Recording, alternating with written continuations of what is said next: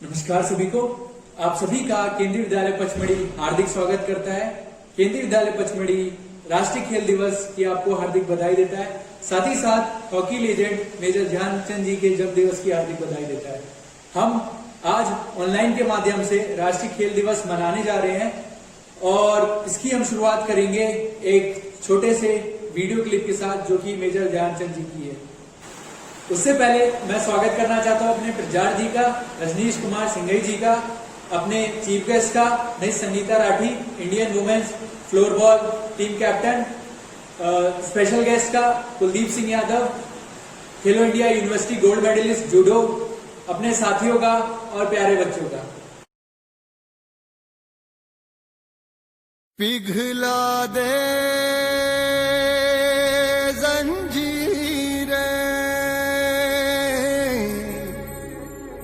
बना उनकी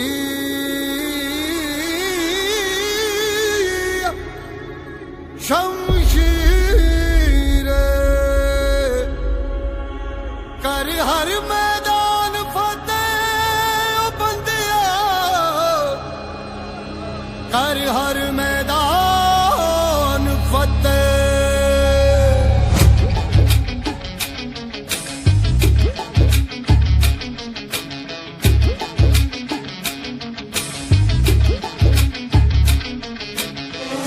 घायल परिंदा है तू, दिखला दे जिंदा है तू, बाकी है तुझ में हौसला। तेरे जुनू के आगे अंबर पनाहे मांगे, कर डाल तू जो फैसला। रूठी तकदीरें तो क्या, टूटी शमशीरें तो क्या, टूटी शमशीरों से ही हो। कर हर मैदान फतेह, कर हर मैदान फतेह, कर हर मैदान फतेह रे बंदे, हर मैदान फतेह, कर हर मैदान फतेह, कर हर मैदान फतेह, कर हर मैदान फतेह रे बंदिया, हर मैदान फतेह।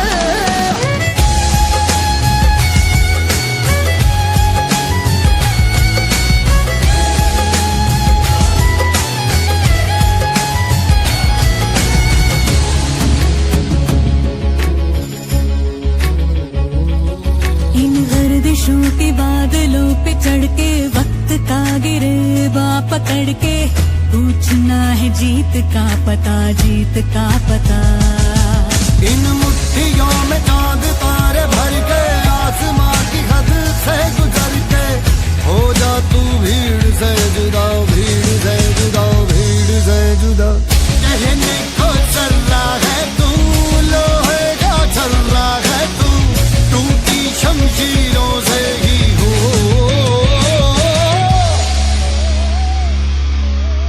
कर हर मैदान फतेह, कर हर मैदान फतेह, कर हर मैदान फतेह रे बंदे, हर मैदान फतेह। कर हर मैदान फतेह, कर हर मैदान फतेह, कर हर मैदान फतेह बंदिया, हर मैदान फतेह। कर हर मैदान फतेह, कर हर मैदान फतेह, कर हर मैदान फतेह बंदिया, हर मैदान फतेह।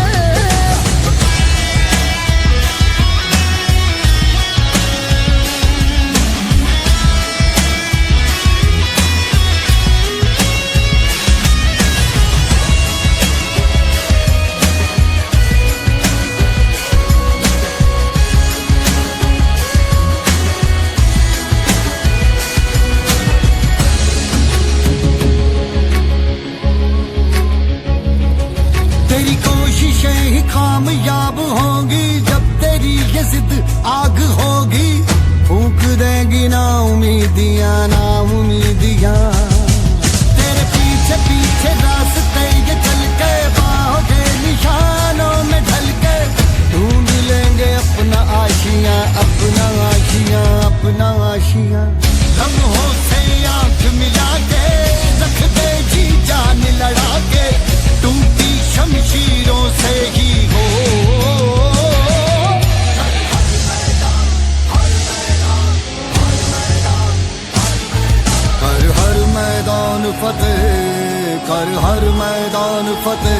कर हर मैदान फतेह ओ बंदिया हर मैदान फतेह कर हर मैदान फतेह कर हर मैदान फतेह कर हर मैदान फतेह ओ बंदिया हर मैदान फतेह कर हर मैदान।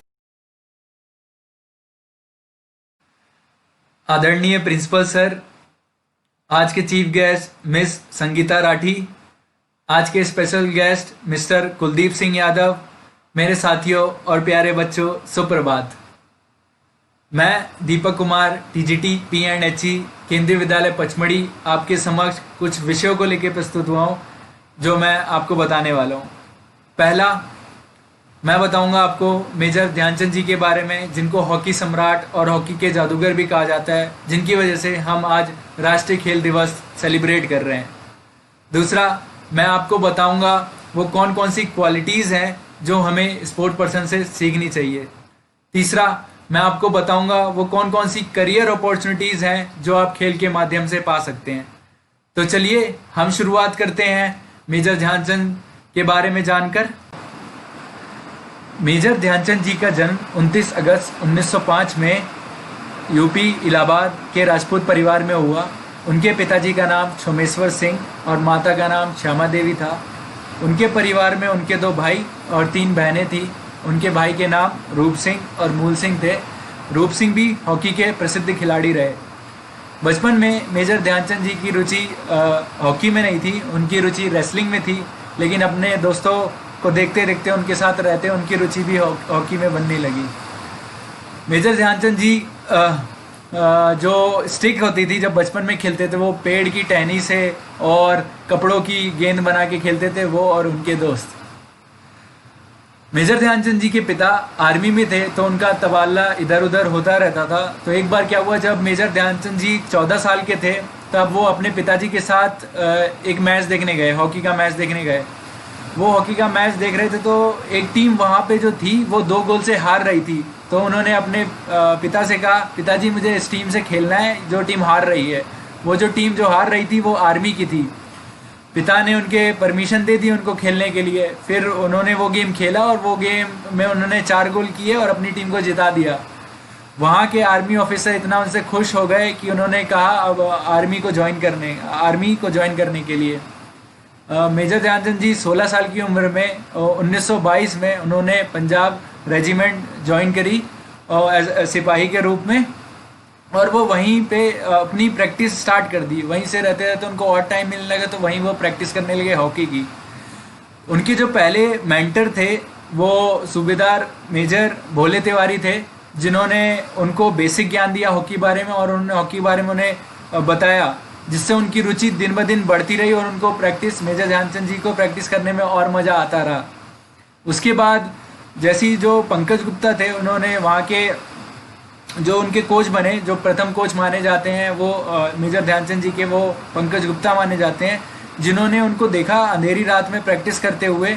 वहाँ पे मेजर ध्यानचंद जी चंद्रमा की रात में प्रैक्टिस कर रहे थे, तो वो देख के इतने प्रसन्न हुए। उन्होंने जाके उनसे कहा, मेजर ध्यानचंद जी से, कि आप चंद्रमा की इस रोशनी में जैसे प्रैक्टिस कर रहे हैं, आज से आपका नाम मैं आपको ध्यान सिंह की जगह ध्यानचंद बुलाऊंगा। तो इसी पंकज गुप्ता जी की वजह से मेजर ध्यान सिंह जी को मेजर ध्यानचंद के नाम से पुकारा जाता है। मेजर ध्यानचंद जी की रुचि हॉकी के अलावा बहुत कुछ में थी। उनको फोटोग्राफी करना पसंद था, उनको हंटिंग करना पसंद था, उनको कुकिंग करनी पसंद थी, उनको बिलियर्ड्स खेलना पसंद था। तो ये सब रुचि भी थी उनकी जो वो करना पसंद करते थे। जब भारतीय हॉकी ओलंपिक टीम ने जब पहली बार स्वर्ण पदक जीता 1928 में, तब मेजर ध्यानचंद जी उस टीम का हिस्सा थे। जब दूसरी बार जीता 1932 में, तब भी मेजर ध्यानचंद जी उस टीम का हिस्सा थे। और जब तीसरी बार ओलंपिक स्वर्ण पदक जीता भारतीय हॉकी टीम ने, तब भी मेजर ध्यानचंद जी उस टीम का हिस्सा थे। उस टाइम पे मेजर ध्यानचंद जी को विश्व हॉकी का सर्वश्रेष्ठ खिलाड़ी माना जाता था। उस टाइम पे उनको ऐसा बोला जाता था कि आप अपनी स्टिक चेक कराओ, कहीं इसमें कुछ मैग्नेट तो नहीं लगी है, कहीं इसमें आपने रस्सी से बांध के तो नहीं रखा है, कहीं आपने कोई गोंद वगैरह तो नहीं लगाई है। तो ये सब उनको पूछा जाता था, क्योंकि वो इतने अच्छे से ड्रिबल करते थे, इतने अच्छे से बॉल को स्टिक के साथ इतने सही तरीके से जुड़ी रहती थी कि लोगों को लगता था कि ये कोई जादूगर है जो ये कर रहा है, इसलिए उनको हॉकी विजार्ड के नाम से भी जाना जाता है। इसके साथ साथ इनके दो और नाम भी हैं, इनको हॉकी सम्राट, हॉकी के जादूगर के नाम से भी जाना जाता है। IOA इंडियन ओलंपिक एसोसिएशन ने इनको शताब्दी का सर्वश्रेष्ठ खिलाड़ी की उपलब्धि दी। बहुत बड़ी बात है ये। इन्होंने IOA उस टाइम इंडियन ओलंपिक एसोसिएशन इन्होंने ये उपाधि दी। और जो हम राष्ट्रीय खेल दिवस अभी मना रहे हैं ये इन्हीं की वजह से मना रहे हैं। इन्हीं की बर्थ एनिवर्सरी होती है 29 अगस्त को, जो हम हर साल बनाते हैं भारतीय खेल दिवस, राष्ट्रीय खेल दिवस। और 2002 में ध्यानचंद अवार्ड की भी शुरुआत हो गई।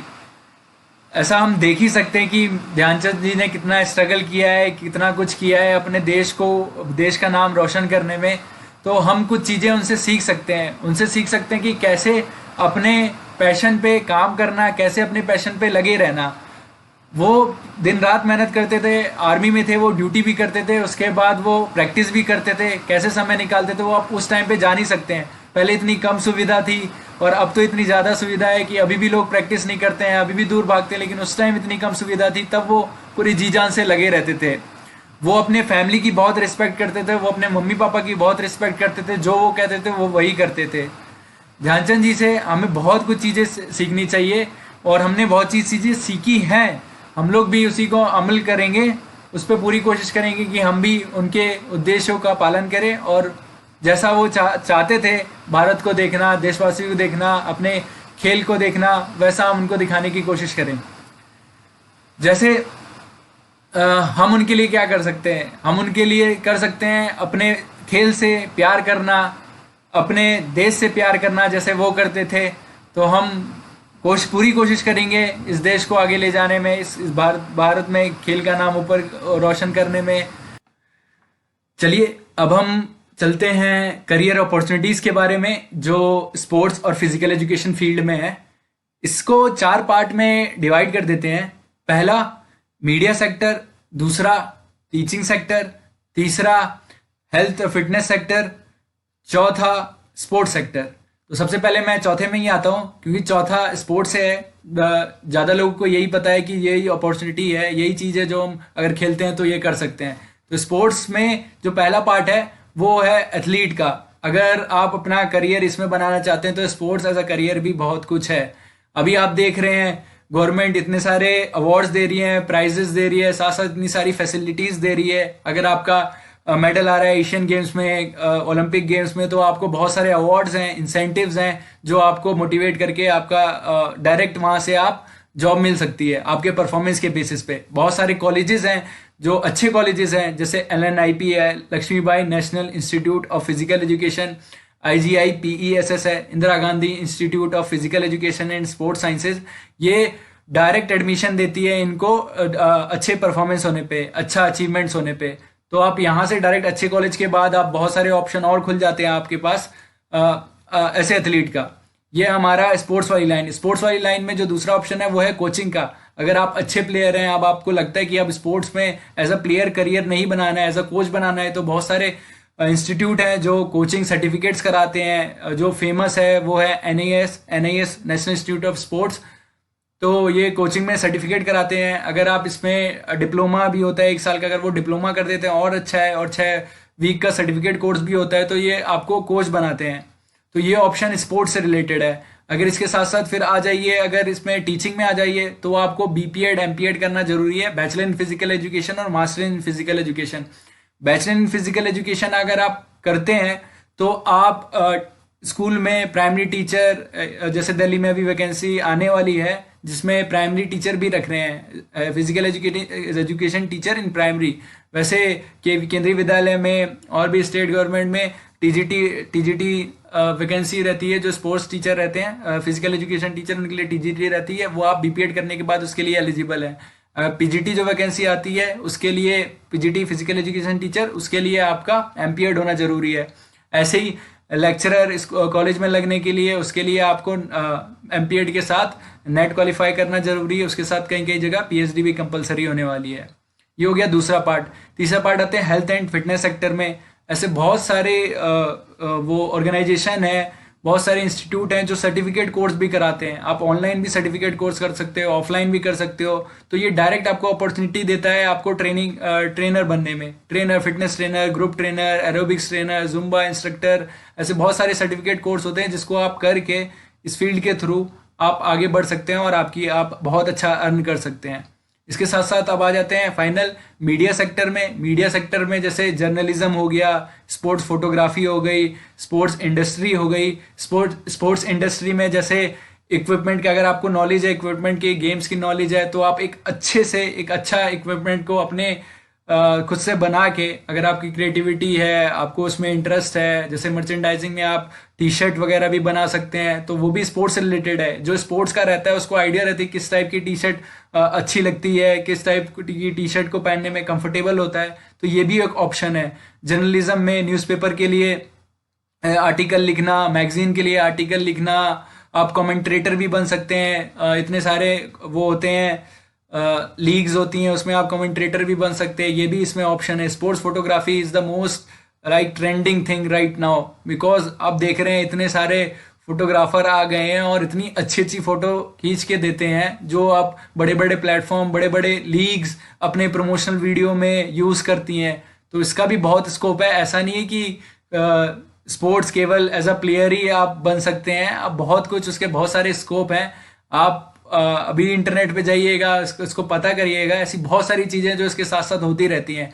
अगर मैं स्पेसिफिक सब्जेक्ट में आता हूँ, जैसे एक्सरसाइज फिजियोलॉजी हो गया, तो उसे पढ़ के आप एक्सरसाइज फिजियोलॉजिस्ट बन सकते हैं, जिसमें आप पता करते हैं कि जो भी एक्सरसाइज कर रहा है वो उसमें उसके बॉडी में क्या क्या चेंजेस आ रहे हैं, कैसे बॉडी रिएक्ट कर रही है, कैसे अडेप्ट कर रही है। ऐसे हेल्थ एजुकेशन आ जाता है कि कैसे हेल्थ को प्रमोट करना है सोसाइटी में, कैसे इंडिविजुअली प्रमोट करना है, क्या क्या स्टेप्स होते हैं, communicable disease, non communicable disease क्या होते हैं। ऐसी बहुत सारी चीज़ पढ़ के, ये स्पोर्ट्स से रिलेटेड है। क्या डाइट होनी चाहिए, न्यूट्रिशनिस्ट बन सकते हैं आप, ये भी चीज़ है। स्पोर्ट्स मैनेजर बन सकते हैं आप, स्पोर्ट्स साइकोलॉजिस्ट बन सकते हैं, स्पोर्ट्स सोशोलॉजिस्ट बन सकते हैं। ये साइकोलॉजी जनरली, अगर आपका इंटरेस्ट है साइकोलॉजी में और आपका स्पोर्ट्स में भी है, तो definitely choose this field. Sports psychology is one of the trending field, जो मोटिवेशन, आप कंपटीशन में देखते हैं हाई लेवल में, अगर छोटा भी लेवल है, बच्चे वो जल्दी घबरा जाते हैं। अगर उनका कंपटीशन आने वाला है तो वो नर्वस हो जाते हैं, एंजाइटी आ जाती है। तो आप इसको पढ़ के अच्छे से अपने प्लेयर को आप अच्छे से ट्रेन कर सकते हैं, इस चीज़ में उनको दिक्कत ना हो। ऐसी बहुत वास्ट फील्ड है अपनी, आप इसके बारे में पढ़िए, इसके बारे में जानिए, बहुत बहुत मज़ा आएगा आपको। बच्चों, अब मैं आपको बताऊंगा, अगर आप स्पोर्ट्स को, खेल को अपने डेली लाइफस्टाइल में इंक्लूड कर लेते हैं तो आपको क्या क्या फ़ायदे होंगे। सबसे पहले फिटनेस का मतलब जानते हैं। फिटनेस का बेसिक मतलब, जो सबसे प्राइमरी थिंग है जो आपको पता होना चाहिए, फिटनेस का बेसिक मतलब है कि आप अपने डेली रूटीन के काम आराम से कर लें। साथ ही साथ आप इतनी एनर्जी बचा सकें कि आगे चल के अगर कोई इमरजेंसी आती है तो उसको टैकल कर सकें। इसके अलावा भी आप अपना लीजर टाइम भी इंजॉय कर सकें। फिटनेस मतलब ये नहीं कि आप परफॉर्म करना है अच्छे से, बहुत हाई परफॉर्मेंस होनी चाहिए, यही है। आप डेली रूटीन काम आराम से कर पाएँ, साथ ही साथ कोई इमरजेंसी आती है तो उसको टैकल कर पाएँ, उसके अलावा अपना लीजर टाइम भी इंजॉय कर पाएँ। तो ये एक्चुअली में फिटनेस का मतलब है। अगर आप फिटनेस को अपने लाइफस्टाइल में इंक्लूड कर लेते तो आपका कॉन्फिडेंस बढ़ेगा, आपका सेल्फ स्टीम बढ़ेगा, आपका पोस्चर अच्छा होगा, आपको डिप्रेशन नहीं होगा। बहुत सारी डिजीजें जैसे cardiovascular diseases, lungs diseases, obesity, diabetes, ये सब आपको नहीं होंगी। अगर आप रेगुलर एक्सरसाइज करते हैं, रेगुलर स्पोर्ट्स में इन्वॉल्व रहते हैं, तो आपको ये सारी चीज़ें नहीं होगी। आपकी फोकसिंग पावर बढ़ेगी, आपकी लर्निंग कैपेबिलिटी बढ़ेगी, आपकी लीडरशिप क्वालिटी बढ़ेगी, आपका डिसीजन मेकिंग अच्छा होगा।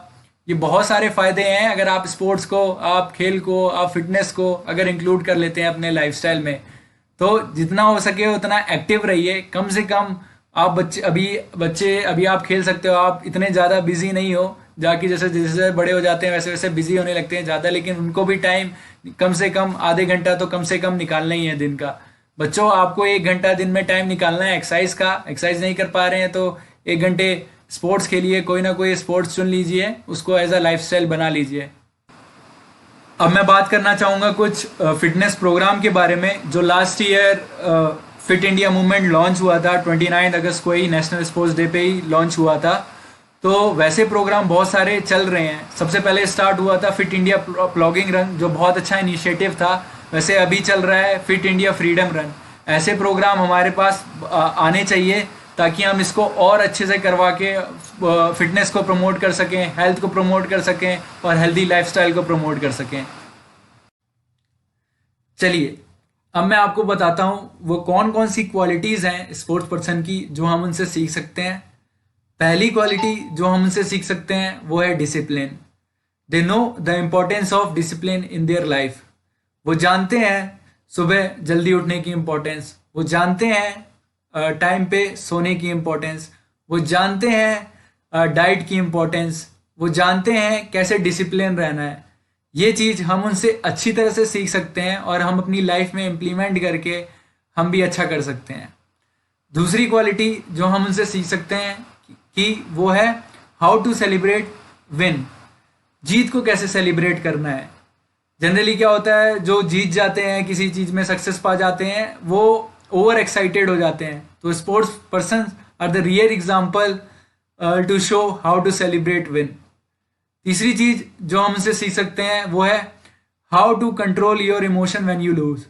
जब आप हारते हैं तब आपको कैसे अपने इमोशंस कंट्रोल करने हैं, कैसे अपने आप को संभालना है, कैसे गुस्सा नहीं करना है, कैसे सिचुएशन कंट्रोल करनी है। ये आप स्पोर्ट पर्सन से अच्छे से सीख सकते हैं। चौथी चीज़ जो आप स्पोर्ट पर्सन से सीख सकते हैं, they know how to appreciate, respect and support each other. जितने भी टीम गेम होते हैं उसमें वो एक दूसरे को मोटिवेट करके चलते हैं, एक दूसरे को गिव अप नहीं करने देते हैं। ये चीज़ आप उनसे अच्छी तरह से सीख सकते हैं। बहुत सारे ऐसे टीम गेम होते हैं, बहुत सारे लाइव एग्जाम्पल भी देखे होंगे, बहुत सारे आपने टीवी में भी एग्जाम्पल देखे होंगे कि कैसे वो एक दूसरे को मोटिवेट करते हैं, कैसे सपोर्ट करते हैं। वो इवन जब वो परेशानी भी, not from only in the field, also away from the field, वो वहाँ भी सपोर्ट करते हैं, वो हर जगह सपोर्ट करते हैं। तो ये सारी चीज़ें हम उनसे सीख सकते हैं। एक और चीज़ जो हम उनसे सीख सकते हैं, to how to deal in a difficult situation. वो जानते हैं कि every problem has a solution. हमें हर चीज़ का सोल्यूशन खुद ही निकालना होगा और it will take time. They know how to deal in a difficult situation. तो ये सारी कुछ चीज़ें हैं जो हम स्पोर्ट पर्सन से सीख सकते हैं और अपनी लाइफ में इनकलकेट करके अपनी लाइफ को बेहतर बना सकते हैं। आपके नोन में, आपके आसपास भी बहुत सारे स्पोर्ट पर्सन होंगे जिनको आप देखा वो कितने एक्टिवली अपना पूरा फोकस उस समय उसी स्पोर्ट्स में लगा देते हैं। अपना माइंड फ्रेश हो जाता है, हम लोग का कॉन्फिडेंस बढ़ता है, सेल्फ स्टीम बढ़ती है, हम लोग की बॉडी पर्सनैलिटी चेंज होती है, हमारी ओवरऑल पर्सनैलिटी चेंज होती है, हमारी ग्रोथ होती है। तो ये सारी चीज़ें अलग बेनिफिट हैं अपार्ट फ्रॉम दिस क्वालिटीज़, तो ये सब भी हमें सीखने को मिलती है। तो बहुत बहुत धन्यवाद आप सभी का इस हमारे साथ जुड़ने के लिए। जय हिंद, जय Bharat.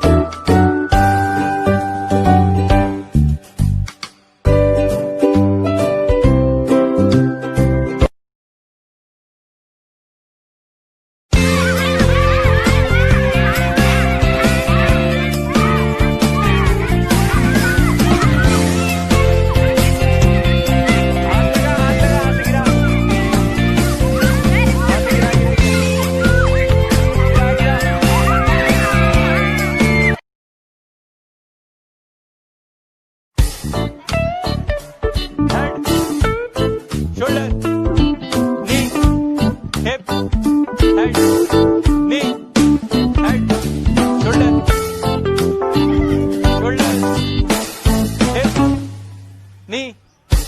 Head. Go.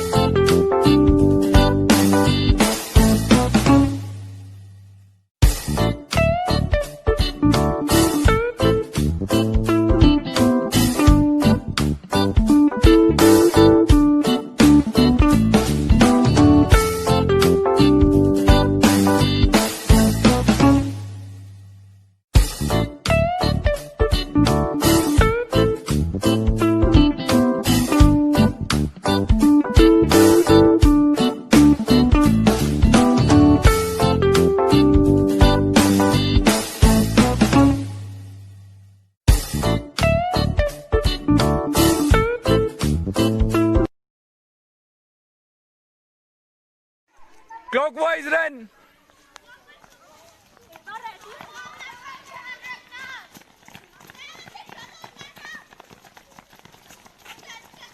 Anti-clockwise.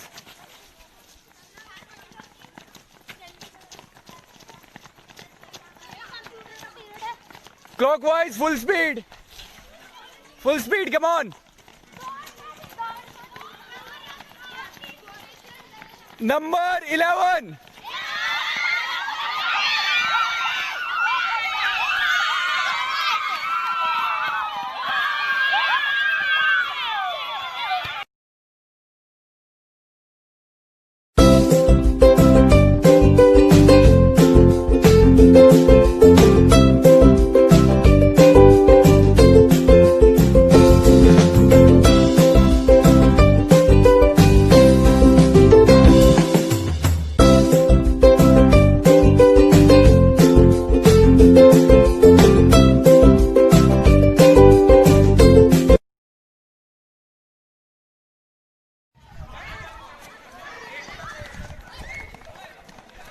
Anti-clockwise.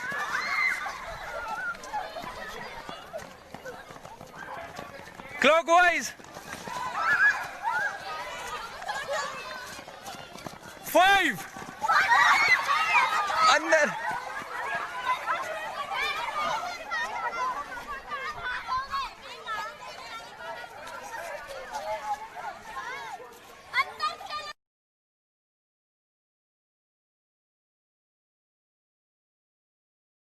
सभी को राष्ट्रीय खेल दिवस की बधाई।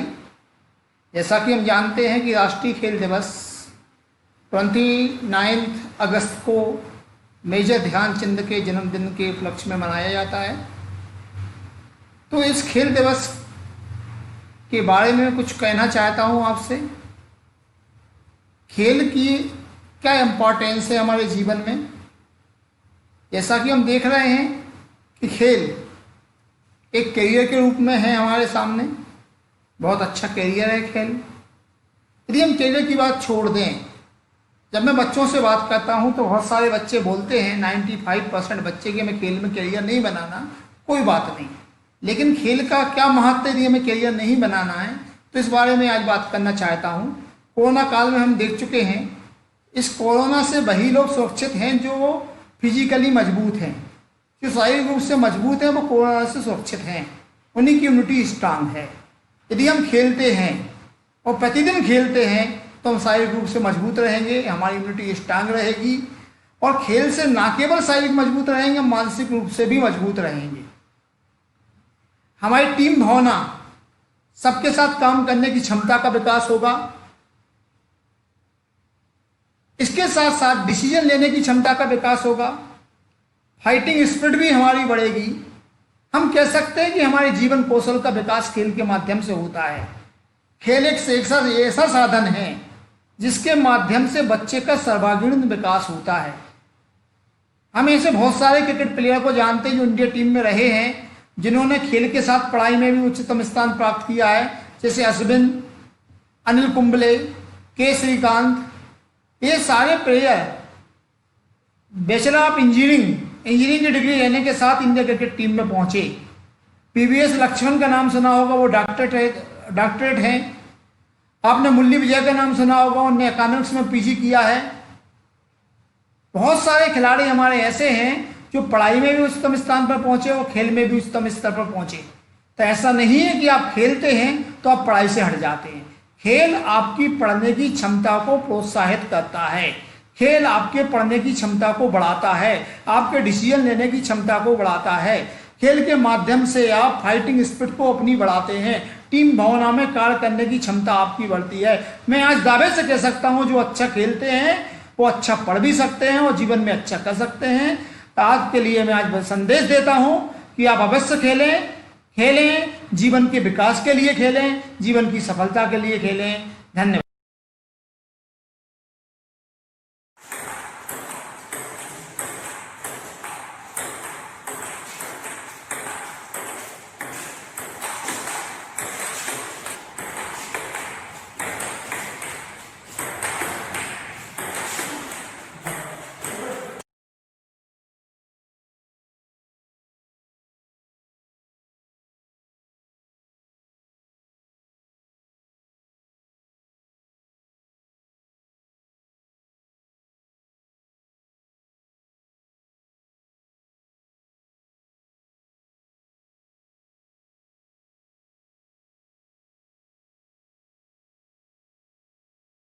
जया और आज हम सब हॉकी के बारे में जानेंगे। हॉकी एक आउटडोर में खेलने वाला टीम स्पोर्ट है, जिसकी एक टीम से 11 खिलाड़ी खेलते हैं, जिसका लक्ष्य बॉल को हॉकी स्टिक का इस्तेमाल करते हुए गोल करना होता है। जितनी बार अटैकिंग टीम बॉल को विरोधी शूटिंग सर्कल से गोल के अंदर पहुंचाती है, उतनी बार वो गोल स्कोर में ऐड होता है। हॉकी फील्ड का साइज 91.4 मीटर्स बाय 55 मीटर्स होता है। एक टीम में सभी खिलाड़ी एक तरह के कपड़े पहनते हैं, सिवाय गोलकीपर के। गोलकीपर के लिए जरूरी है कि वो hand protector, leg guard, kicker, abdomen guard और हेड गियर का इस्तेमाल करे। प्लेयर्स की फील्ड पोजीशंस के हिसाब से उनको ये नाम दिए जाते हैं: goalkeeper, defender, midfielder, attacker. Hockey के कुछ बुनियादी नियम हैं। हर टीम में 18 खिलाड़ी होते हैं, 11 मेन खिलाड़ी और 7 सब्स्टिट्यूट्स होते हैं। हर खिलाड़ी के हाथ में एक हॉकी स्टिक होती है, जिसकी सिर्फ एक साइड से ही बॉल को खेला जा सकता है। अगर बॉल को विरोधी टीम के शूटिंग सर्कल के अंदर से अटैकर द्वारा विरोधी गोल के अंदर खेला जाता है तो उसे गोल माना जाता है। नियमों के मुताबिक 15 मिनट के 4 क्वार्टर होते हैं। इसमें क्वार्टर ब्रेक 2 मिनट का और मध्यांतर 5 मिनट का होता है। लीग मैचेस में ड्रॉ के केस में इक्वल पॉइंट बढ़ जाते हैं, लेकिन नॉकआउट टूर्नामेंट्स में ड्रॉ के केस में पेनल्टी शूटआउट होता है, जो अधिकतम 5 पॉइंट्स का होता है। और अगर पेनल्टी शूटआउट भी ड्रॉ हो जाए, जैसे 5-5, तब सडन डेथ रूल लागू होता है, जिसमें जो टीम स्कोर करके बढ़त हासिल करती है वो जीत जाती है। टाइम खत्म होने पर जिस टीम ने सबसे ज्यादा गोल्स किए हैं वो जीत जाती है। अगर कोई गोल स्कोर नहीं हुआ हो या फिर दोनों टीम्स के इक्वल स्कोर्स हो तो मैच ड्रॉ हो जाता है, जिसका फैसला शूट आउट कॉम्पिटिशन से किया जाता है। पेनल्टीज इस प्रकार हैं: जानबूझकर अपने विरोधी के पास से बॉल को ऐसे हिट करना जिससे वो घायल हो जाए। बॉल को हॉकी स्टिक के राउंड साइड से हिट किया जाए। शूटिंग सर्कल के अंदर ऑफेंस करने पर पेनल्टी कॉर्नर और पेनल्टी स्ट्रोक भी मिल सकते हैं। क्यों? हॉकी सीखना है ना आसान? तो क्या आप हॉकी खेलने के लिए तैयार हैं?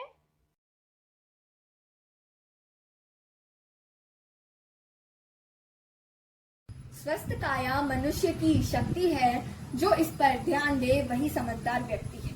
स्वस्थ काया मनुष्य की शक्ति है, जो इस पर ध्यान दे वही समझदार व्यक्ति है। आप सभी को मेरा नमस्कार। आज मैं उदिता राठी आप सभी के समक्ष भाषण देकर प्रस्तुत हुई हूँ, जो कुछ इस प्रकार है। ऐसा कहा जाता है कि स्वस्थ शरीर में स्वस्थ मन का वास होता है। इसके लिए हर व्यक्ति को योग, व्यायाम, खेलना, कूदना, घूमना व साइकिलिंग अपनी दिनचर्या में शामिल करना चाहिए। आजकल की दुनिया में तो वैसे ही सारे व्यक्ति फिट रहना चाहते हैं। फिट रहने के लिए वह योगा क्लास, जिम आदि ज्वाइन कर लेते हैं।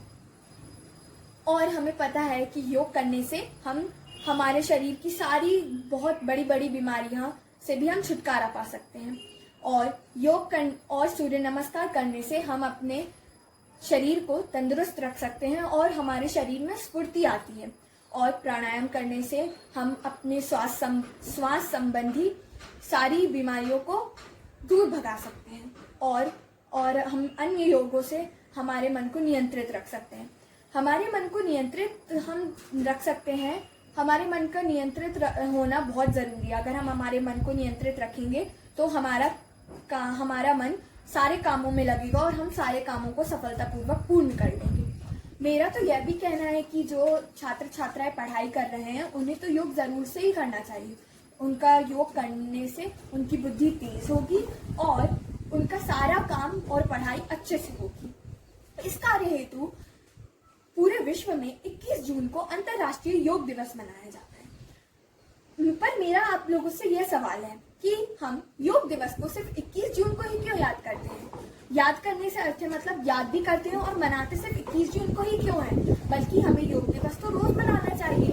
रोज मनाने का अर्थ है कि हमें रोज मनाना मतलब कि हमें रोज योगा करना चाहिए। इससे हमारे तो फायदे ही हैं, नुकसान तो कुछ है ही नहीं ना हमारा। फायदे ये हैं कि हम फिट रहेंगे, उससे हम तंदुरुस्त रहेंगे और हमें कोई भी बीमारी हमें आसानी से पकड़ नहीं सकेगी और हमारी सारी मानसिक चिंताएं दूर रहेंगी और हमारा हमसे आलस से भी दूर रहेगा और खेलने से वैसे भी मन प्रसन्न हो जाता है। और जैसा कि अब हम जानते हैं कि ये कोरोना महामारी चल रही है अभी। कोरोना महामारी के कारण हमारी रोज की आदतों, दिनचर्या में काफी हद तक बदलाव आए हैं। हमारी जीवन शैली में जो भी बदलाव आए हैं हम उन्हें हर दिन अनुभव भी कर रहे हैं। और हमारे जीवन में ही नहीं, पूरे देश विदेश की सामाजिक जीवन में भी बदलाव आए हैं, काफी हद तक बदलाव आए हैं। और मेरा तो यह भी मानना है कि इस समय जो बदलाव हो रहे हैं वह बदलाव हमारे जीवन में स्थायी हिस्सा बनाने लगे हैं। और हमें जैसे पता है कि अभी पूरे विश्व में कोरोना महामारी के चलते सबने भारतीय परंपरा को बखूबी निभाया है। भारतीय परंपरा से मेरा अर्थ है कि जो भारत की परंपरा सदियों से चली आ रही है कि हाथ जोड़ के नमस्ते करना है सबसे, वह पूरे विश्व ने अपनाई होगी इस कोरोना महामारी में। और हमने हमारा परिचय दिया कि भारतीय परंपरा बहुत ही अच्छी है, मतलब हमारे लिए वो बहुत ही लाभकारी रही।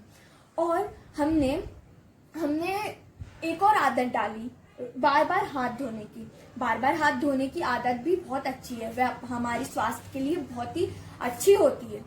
और हमने एक और चीज देखी है इस महामारी में, वर्क फ्रॉम होम।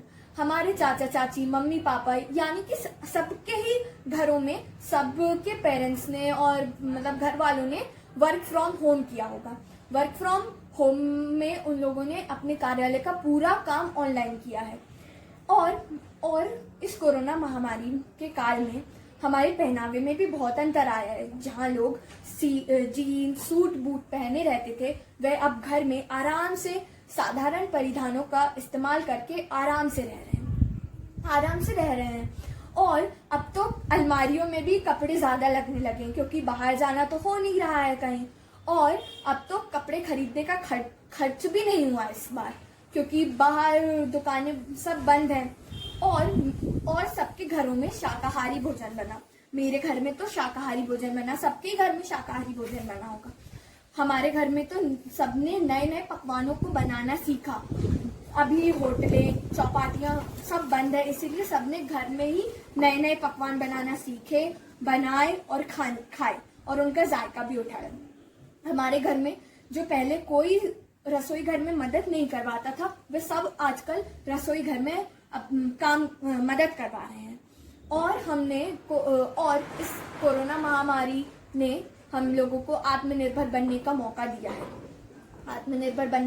दिया है। जैसे कि जो कार्यक्रम हम मंदिरों स्कूलों में करते थे, वह अब हम हमारे घर ही में धूमधाम से मना रहे हैं। हमने भी इस बार बहुत सारे कार्यक्रम बनाए, जैसे जन्माष्टमी हो गई, 15 अगस्त हो गया, यहाँ तक कि हमने योग दिवस भी अपने घर में बनाया है। योग दिवस तो मैं रोज ही मनाती हूँ वैसे, लेकिन मैंने उस दिन बहुत ही खास तरीके से मनाया योग दिवस। और हमने इस काल में जब शुरू में ये महामारी शुरू हुई थी, तब आपको पता ही है कि रामायण और महाभारत शो भी आने लगे थे। तो इन शो को हमारे पूरे परिवार ने साथ मिलकर देखा और इनका बहुत आनंद भी उठाया और इनसे बहुत सारी जानकारी ली, और मुझे तो बहुत ही अच्छी लगी है।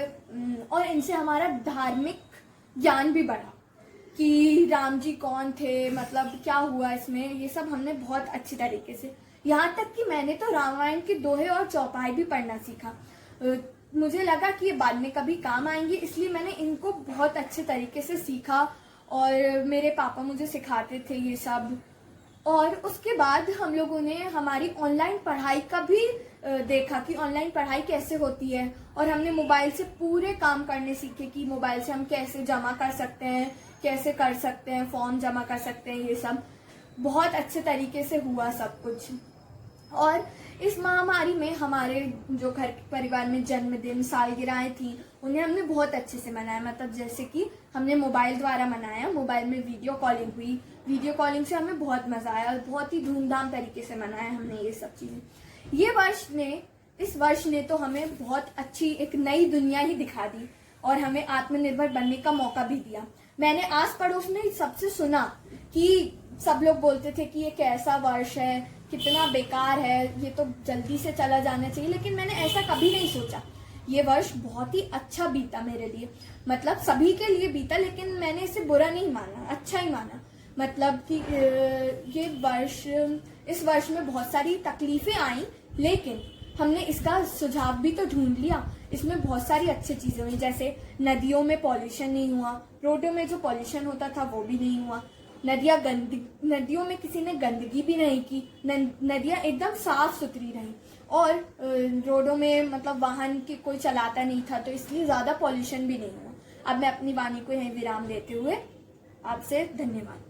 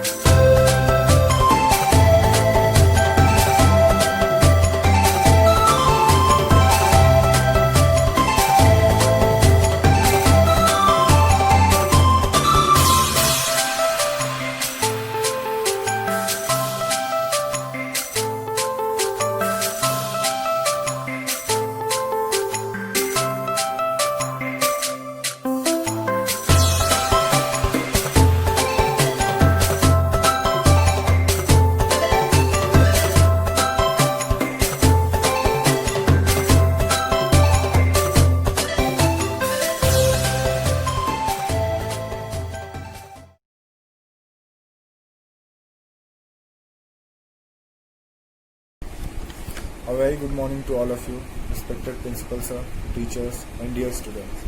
My name is Kuldeep Singh Yadav, studying in LNIP Gwalior and I play judo. और आज आप सभी लोगों को राष्ट्रीय खेल दिवस की बहुत बहुत शुभकामनाएं। और राष्ट्रीय खेल दिवस हमारे हॉकी विजार्ड और हॉकी के जादूगर कहे जाने वाले greatest of all time major Dhyan Chand के जन्म दिवस से मनाया जाता है।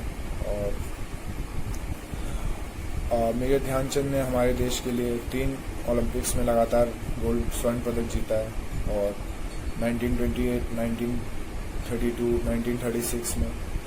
और उनकी एक बहुत फेमस स्टोरी है जो मैं आप लोगों को बताना चाहूँगा, स्पेशली स्टूडेंट्स को, जो कि जर्मनी वर्सेस इंडिया फाइनल्स था ओलंपिक्स का। और वहाँ पे जर्मनी का शासक उस टाइम पे हिटलर था, तो हिटलर भी देखने के लिए आया था गेम। तो जब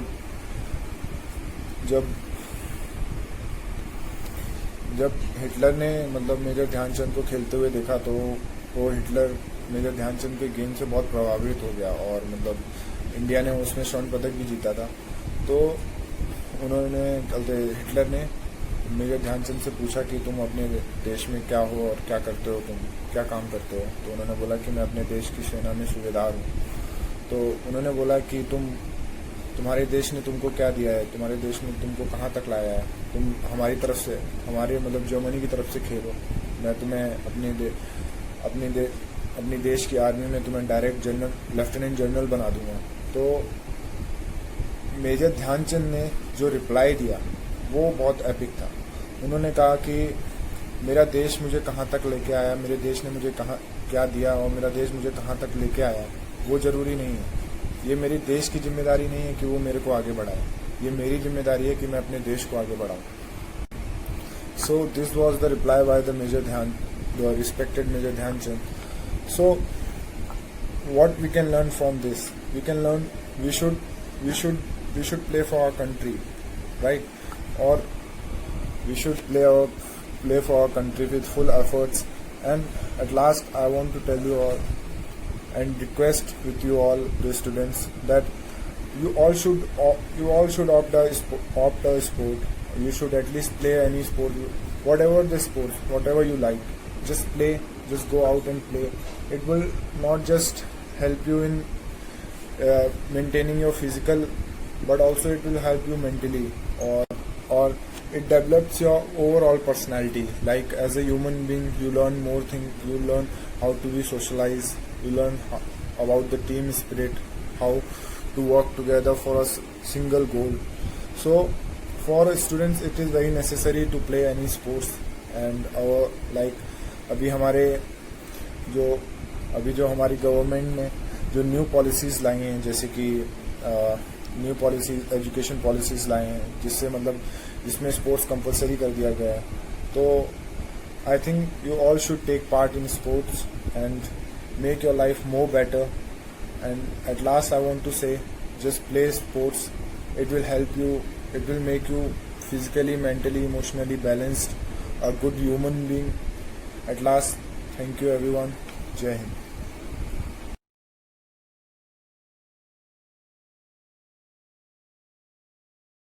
जय हिंद। सबसे पहले आप सभी को नेशनल स्पोर्ट्स डे की बहुत बहुत शुभकामनाएं and thank you so much for inviting me in this webinar. I will love to share my views and experience with all of you. सबसे पहले मैं आपको बताना चाहूँगी कि मैं खुद एक स्टूडेंट हूँ और यही है कि if you have something in your life you really like, और you have some special talent, और your heart is into something else, मैं ये नहीं कहूँगी कि अपनी स्टडीज़ को कम्प्लीटली निगलेक्ट कर दूँ, बट अगर आपके पास कुछ इंटरेस्ट है लाइफ में, अगर आपको कुछ इंटरेस्ट है किसी चीज़ में, तो आपको उसके ऊपर फोकस करना चाहिए। And because this is what I did as well, like I focused on sports. जब मैं 4th-5th क्लास में थी तो उस टाइम पे क्या होता था कि मुझे स्पोर्ट में को पढ़ाई में अच्छे मार्क्स लेकर आने हैं, ताकि मुझे सुनने को ना मिले कि पढ़ाई कर लो, ये मत करो, वो मत करो। मुझे सब करना था, मैं अपनी पढ़ाई में देती थी सारा एफर्ट, अच्छे मार्क्स लाके, और फिर मुझे जो करना है, म्यूजिक, डांस, जो भी करना है मेरे को करने को मिलेगा। बट देन 5th-6th में आई रियलाइज़ कि मेरा इंटरेस्ट स्पोर्ट्स में ज़्यादा है, तो आई डिसाइडेड कि मैं जो एफर्ट 100% फर्स्ट आने के लिए लगा रही हूँ वहाँ पे 80% एफर्ट लगा के 20% स्पोर्ट्स में लगाऊंगी। तो ऑटोमेटिकली माइंड ने ये सोच लिया कि वहाँ कम करके थोड़ा सा यहाँ ऐड ऑन करना है। उस टाइम पे क्या होता था कि हमारा लंच 45 मिनट्स का होता था, 45 मिनट्स में 10-15 मिनट्स खाने में लगते थे, बाकी हमारा खाली होता था कुछ भी करो। तो मैं क्या करती थी, मैं किट बैग उठाती थी और ग्राउंड में जाके खेलना शुरू करती थी। फिर आई रियलाइज़ कि यार लंच टाइम तो बहुत कम है खेलने के लिए, स्पोर्ट्स पीरियड हर रोज़ लगता नहीं है, तो जल्दी उठे, असेंबली से पहले जल्दी पहुँचे स्कूल में और असेंबली से पहले वाला टाइम जाके खेल लिया। अपने आप माइंड में ये आइडियाज़ आने लग जाते थे, क्योंकि उस समय एक मोटिव आ गया था दिमाग में कि अब मुझे स्पोर्ट्स में अच्छा खेलना है, आगे बढ़ना है, प्लस मुझे स्टडीज़ को भी कम नहीं करने देना, स्टडीज़ को भी एवरेज रखना है। तो अपने आप माइंड को रास्ते निकालने लग गया, अच्छा खाने लग गई कि ज़्यादा जंक फूड खाएंगे तो आपको स्टेमिना की प्रॉब्लम होगी, स्ट्रेंथ की प्रॉब्लम होगी, तो अपने आप वो खाना भी अपने आप अच्छा होता रहा, टाइम की यूटिलाइजेशन भी अपने आप होती रही। तो कहने का मतलब है कि अगर आपकी लाइफ में कोई एम आ जाए तो आप बहुत स्मूथली ईजिली लाइफ चला सकते हो। तो फर्स्टली आपको अपनी लाइफ में एम रखना है कि आपको करना क्या है। जब आपकी लाइफ में एम होगा तो उसके बाद उसको स्टार्ट कर दो, उसके बाद आपका माइंड इतना स्ट्रांग है कि वो उसे आगे कैरी ऑन कंटिन्यू कर सकता है। तो आप अपनी लाइफ में एम चूज किए, विदाउट एम लाइफ कुछ नहीं है, लाइफ कुछ नहीं है बिना पर्पस की। तो अपना पर्पस चूज कीजिए, अपना एम चूज कीजिए, आपको करना क्या है और उस एम को करने पे लग जाइए। माइंड अपने आप रास्ते उसके लिए खोलेगा और यू फील लिटरली सेटिस्फाइड, आपको बहुत सेटिस्फेक्शन होगी उसको करते वक्त। एंड यस, ये भी है कि आप कुछ चीज़ कर रहे हो तो वो किसी कॉस्ट पे आपको करनी पड़ रही है, like everything come at a cost. So if you want to succeed you need to give up an easy life. For that you should have आपको mentally strong होना पड़ेगा उसके लिए। मैं हमेशा कहती हूँ कि mentally strong बहुत important है एक पर्सन की लाइफ में, क्योंकि वही एक चीज़ है जो एक नॉर्मल पर्सन को एक एडवांस और एक एवरेज पर्सन को एक 10% से अलग करता है कि उसका माइंडसेट कैसा है। अगर आप मेंटली स्ट्रांग है तो आपके रास्ते में कितनी भी डिफ़िकल्टीज आ जाए आप उसे ओवरकम करके आगे बढ़ जाएंगे। अगर आप मेंटली स्ट्रांग है तो आप अपने आप को इम्प्रूव करेंगे हर दिन, चाहे कैसी भी सिचुएशन हो। तो मेंटली स्ट्रांग होना बहुत ज़रूरी है। फिजिकली स्ट्रांग होना तो ज़रूरी है ही, बट मेंटली स्ट्रांग होना और भी ज़्यादा ज़रूरी है। तो मैं हमेशा अपनी टीम को यही कहती हूँ कि चाहे कुछ भी हो जाए, never ever give up, keep fighting, लड़ते रहो। कोई मतलब नहीं है कि क्या हो रहा है क्या नहीं हो रहा है, आप उससे ज़्यादा हो जो आप सोच रहे हो। You are more than what you think, you are more than what you believe. So just उसके बाद क्या होता है, हमारी मेरी टीम बस यही कोशिश करती है कि वो जो गेम है उसको बेस्ट स्कोर के साथ फिनिश करें। तो the way of actual win is to get better each day. So just learn from your mistake, just learn from your experiences. जो भी आप मिस्टेक कर रहे हो कोशिश करो कि वो दोबारा ना हो, और अगर वो मिस्टेक दोबारा हो रही है इसका मतलब कहीं ना कहीं आप उससे सीख नहीं रहे हो, तो सोचो और लर्न करो उसमें से क्या है, क्यों हो रही है ऐसा। तो इट्स ओके कि आप मिस्टेक कर रहे हो, इट्स ओके कि आप फेल हो रहे हो, क्योंकि इट्स वेरी कॉमन। हमारे लिए इम्पोर्टेंट ये है कि हम ट्राई करें, क्योंकि ट्राई करना ही आपको आगे ले जा सकता है। अगर आप उसको ट्राई करते रहोगे तो वन डे ऐसा आएगा ही जब आप उस चीज़ को अचीव कर लोगे। And so yes, never ever give up, आप पढ़ते रहो आगे चाहे जो कुछ भी हो। एंड एक बहुत इम्पॉर्टेंट थिंग है कि हमें कभी उन लोगों को नहीं भूलना चाहिए जिनकी वजह से हम यहाँ तक पहुँचे हैं, जिन्होंने हमें सपोर्ट किया है, गाइड किया है। तो like parents, family, teacher, coaches, actually में they are the real heroes in our life. So wherever I am right now today, I'm just because of them. So yes, and just keep moving forward, be positive, be strong, and keep working hard. Just never ever give up. and happy National Sports Day again. And yes, one more thing, representing your country internationally is every sports person dream. And मेरे को बहुत खुशी है कि I got this opportunity. So just believe in you, keep moving forward, and yes, आप वो पालोगे जो आप चाहोगे. बस यही है कि आपको वो सोचना है और उस पर काम शुरू करना है. तो इसके साथ अपना ध्यान रखिए. Stay fit and stay healthy. जय हिंद, जय भारत.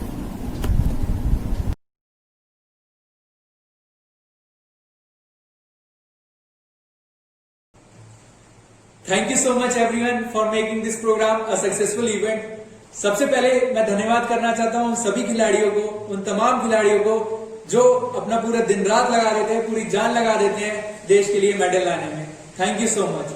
फिर मैं धन्यवाद करना चाहता हूं अपने प्रचार जी का, रजनीश कुमार सिंघई जी का, जिन्होंने हर पॉसिबल कोशिश की जिससे ये प्रोग्राम सक्सेसफुल बने और बना. Thank you so much sir. फिर मैं धन्यवाद करना चाहता हूं मैं अपने साथियों को जो डायरेक्टली इनडायरेक्टली इस प्रोग्राम से जुड़े रहे. उन्होंने भी हर पॉसिबल कोशिश की ये प्रोग्राम अच्छा बने. थैंक यू सो मच साथियों. फिर मैं धन्यवाद करना चाहता हूं उन पेरेंट्स को जिन्होंने अपने बच्चों को मोटिवेट किया, प्रेरित किया अलग अलग इवेंट में पार्टिसिपेट करने के लिए. Thank you so much all parents. फिर मैं धन्यवाद करना चाहता हूं अपने प्यारे बच्चों का. आप ही की वजह से ये प्रोग्राम सक्सेसफुल बन पाया. आपने ही पार्टिसिपेट किया इवेंट में, आपने ही क्विज में पार्टिसिपेट किया, आपने पेंटिंग में पार्टिसिपेट किया, आपने स्पीच बोली. थैंक यू सो मच बच्चों. आप ही की वजह से आप हमारे साथ जुड़े रहेंगे, हमें अच्छा लगेगा. हर चीज में बढ़ चढ़ के हिस्सा लीजिए. Thank you so much.